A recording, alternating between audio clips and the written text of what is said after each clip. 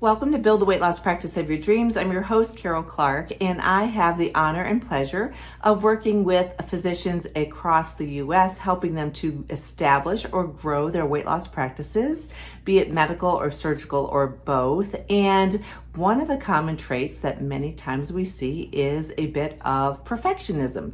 I have that tendency myself, and of course, if we have a surgeon or someone who's taking care of our health in a critical situation, we want perfectionism. But from a practice operational procedure, sometimes perfectionism isn't as great of a thing, and it can be actually detrimental to progress because perfectionism usually can cause a certain amount of procrastination because you think it has to be perfect, and so you put off this, whatever it is that you have to do, and this can happen for you or your team. It also, like I say, can hold up progress. You're procrastinating, you're spending so much time on something, and really a lot of times setting high standards, really high standards, is a bit more effective than having everything perfect.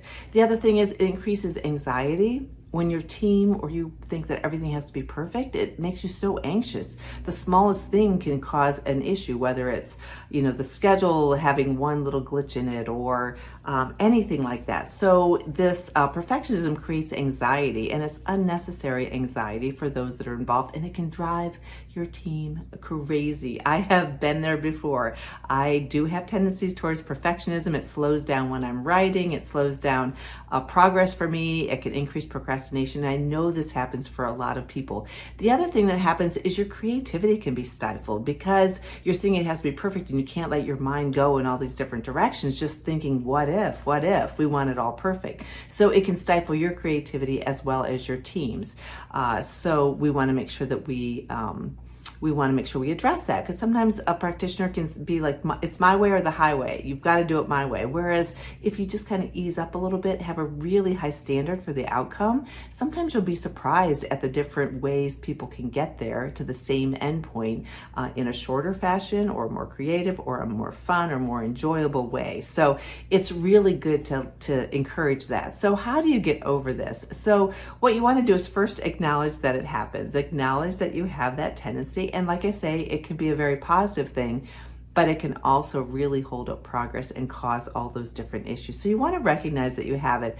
You want to identify what your end goal is and make sure it's something reasonable, that you're not setting such high standards, if you're trying to increase your caseload from 1 year it is 75, and then you want to go to 400 the next year. I mean, we need to make sure that we are realistic in what it is that we are trying to accomplish. Not that just about anything it is we can figure out, but you want to make sure you have a reasonable goal. Make sure that you're focusing on that end point and not all the minutia between here and there. You want to brainstorm various ways to get there. I do gap analysis with practices all the time. So we're here. We want to be here. What has to happen in the interim? What systems have to be put into place?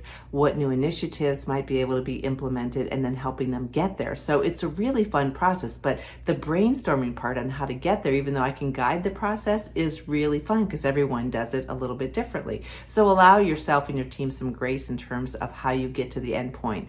The other thing is to welcome and respect other people's viewpoints. So a lot of times we think, especially if you're the person who's in charge, you're the owner, or you're the administrator, you have to have all the answers, but you don't.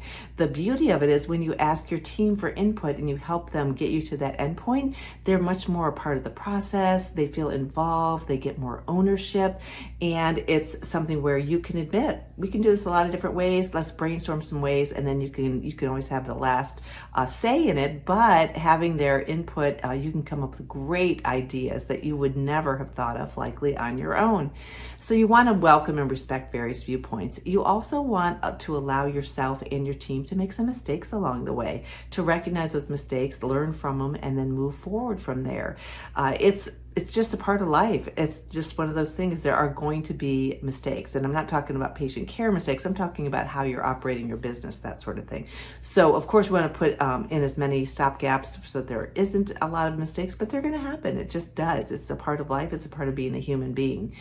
So allow yourself and your team to make some mistakes and focus on the meaning of the experience instead of the perfection. So if you ever have hosted an event or a wedding or a graduation, or if maybe in your practice you've done some events and you're doing some celebration of your success stories, and you get so caught up in the details and everything has to be perfect that by the end of the event, you realize you never really took the time to enjoy it and to take it all in and recognize all the wonderful things that are around you.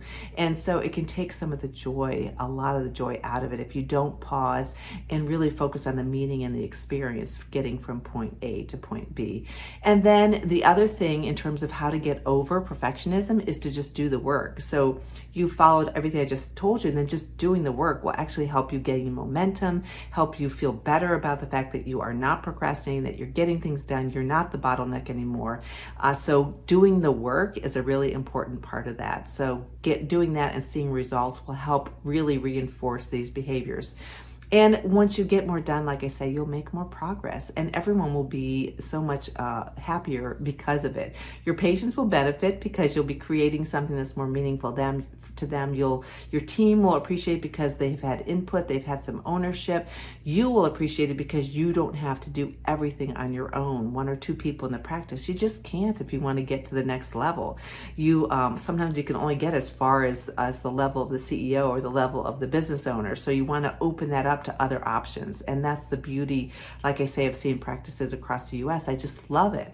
So oftentimes there is perfectionism. We all have tendency towards that, especially physicians and high achieving individuals. But it's a matter of going from that perfectionism when it comes to operating your business to really setting high standards that you know are attainable, and then allowing some creativity along the way. So I hope this has helped you. I know perfectionism for me has held me back in a number of different instances, and maybe it's just the joy of having experience under my belt and having time to evolve, I guess, without giving my total age away. It really makes a huge difference in terms of what you can accomplish and your level of enjoyment along the way. So I hope you find this helpful. We dive into lots of deep hands-on, like really operational issues within Bariatric Business Boss. I'm about to relaunch that into a little bit different, really with more detail, but also a lot of, we work one-on-one a lot to help overcome obstacles in your practice.